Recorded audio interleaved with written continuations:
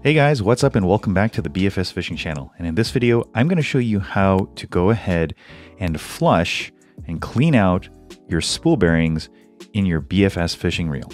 Now, there are a couple different types or varieties, I guess, of methods of how manufacturers retain bearings in the side plate and also retain bearings in their spools. And we'll go ahead and take a look at this one.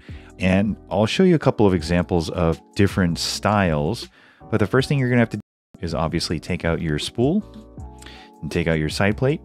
And then what I'm going to do is I'm going to show you the tools that I'm going to be using to go ahead and flush these bearings. So the first thing I'm going to be using is some acetone, and I like to keep them in this polypropylene glass beaker because this cap is not reactive with the acetone.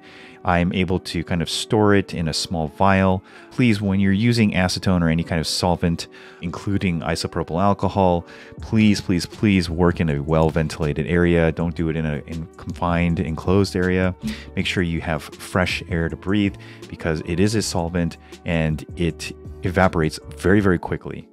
Anyways, okay, so that's the acetone. I like to have a pair of fine forceps. I like to have a bearing removal tool, which you don't 100% need, but it does help.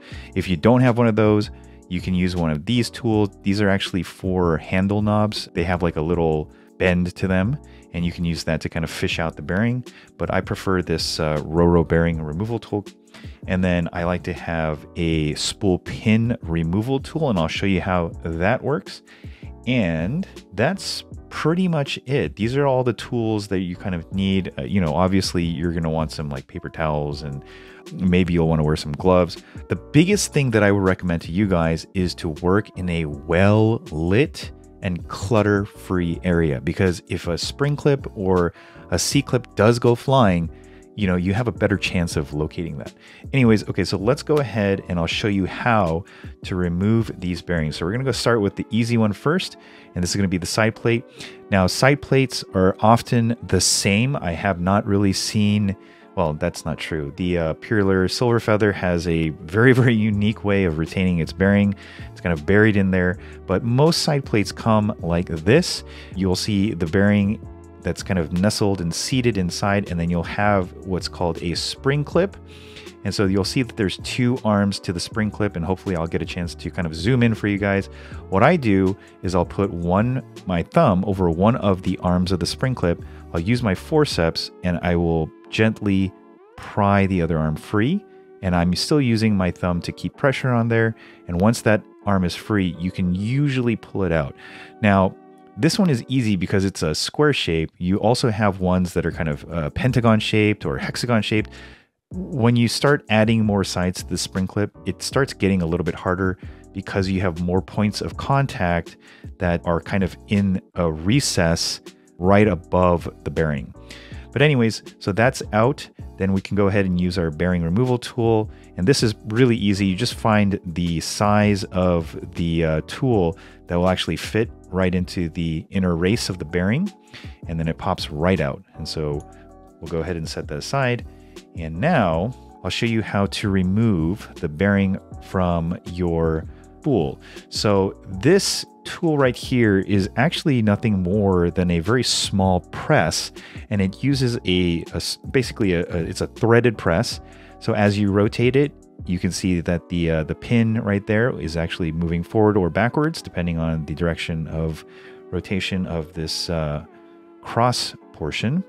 And so on your spool, a lot of times what'll happen is this spool pin right here, it'll have a slightly smaller side and a slightly larger side.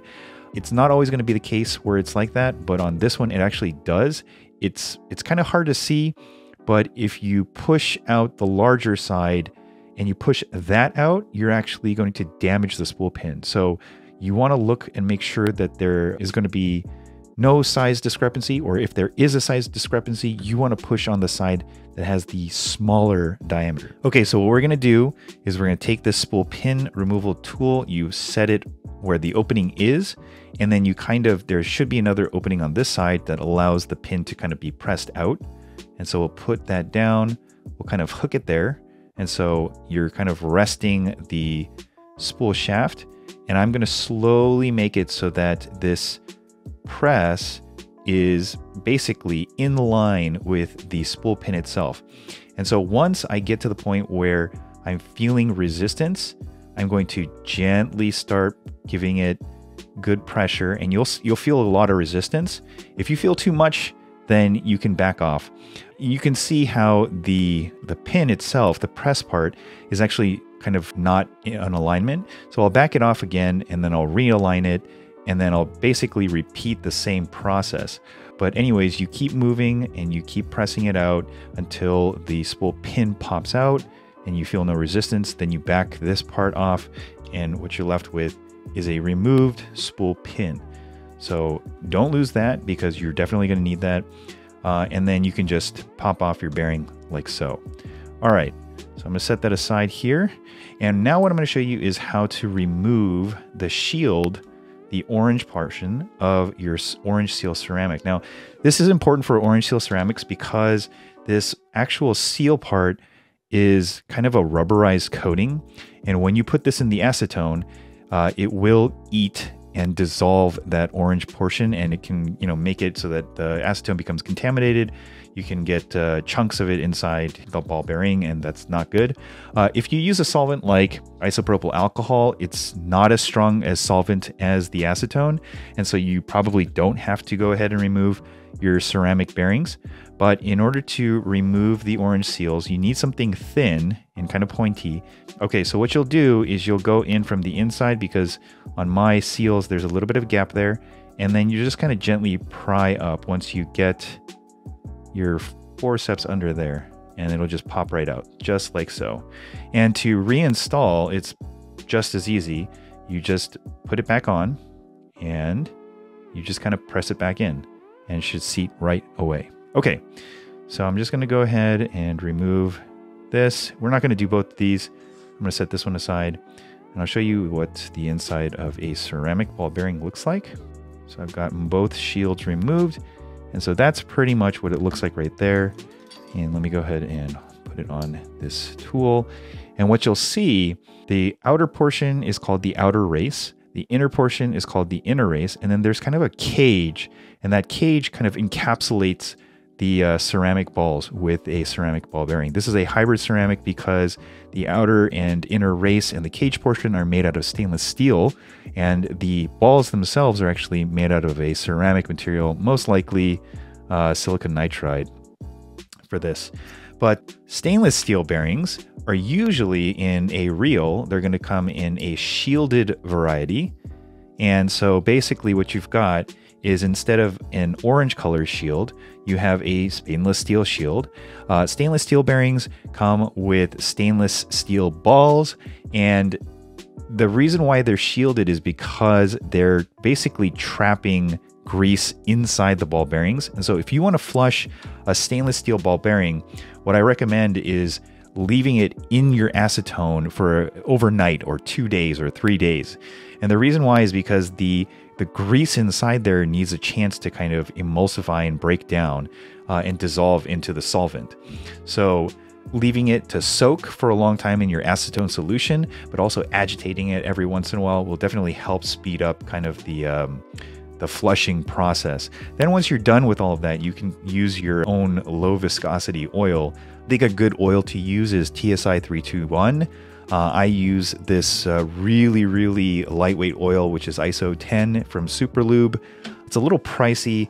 You don't have to use ISO 10. I probably suggest using something a little bit more viscous than that, because that's really thin. But anyways, in order to go ahead and flush out your ceramic ball bearing, you'll just go ahead and open it up. We'll go ahead and dunk our ball bearing in there.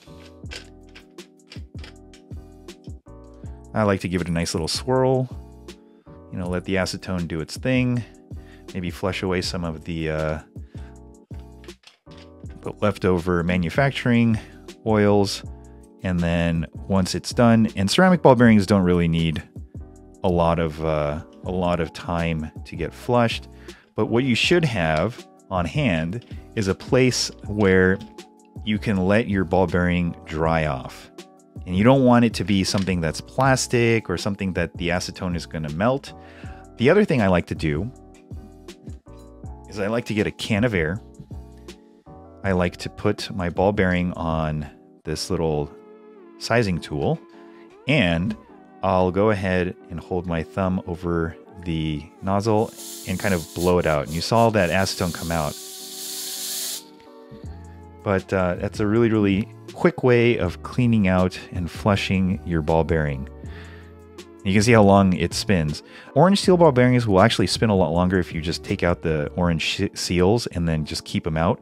But if you want to have them stay clean for a longer time, then you can just go ahead and reinstall the shields back on. But it will kind of detract a little bit from the performance. And then basically you just go ahead and reinstall everything the same way. So for the spool, you'll just go ahead and reinstall this. Make sure if your spool pin has a smaller side, that you use that smaller side, and then you insert that first and you hold it there. You want to make sure that your spool pin press is actually all the way backed out. You'll go ahead and do that, and then basically the same thing. You'll realign, make sure that everything is aligned correctly and it looks really good, and then you'll just slowly press your spool pin back in. And then once you get to about the point where you feel like your spool pin is already centered, you'll take it out and you'll make sure that both sides are kind of equal distances. And on mine, it's not. So I'm just going to go ahead and give it another couple turns, back it off, and that looks pretty good to me. So that's basically how you clean and flush out ceramic ball bearings. The procedure is going to be the same thing for the stainless steel, but I just recommend that you guys keep it in the acetone solution for a longer period of time so that the grease can kind of break down, and then go ahead and use your low viscosity oil to replace the grease. You're probably going to have to clean or lubricate your stainless steel ball bearings more often, because now you don't have a grease that's just going to stay inside of the cage there. But yeah, if you have any questions, please go ahead and feel free to leave them in the comment section down below. If you like this video and you like videos like this, please go ahead and consider giving it a thumbs up. If you didn't, go ahead and give it a thumbs down. If it helped you and you haven't subscribed to the channel, please consider subscribing. And with that being said, thank you so much for watching, and I'll catch you guys in the next one. Peace.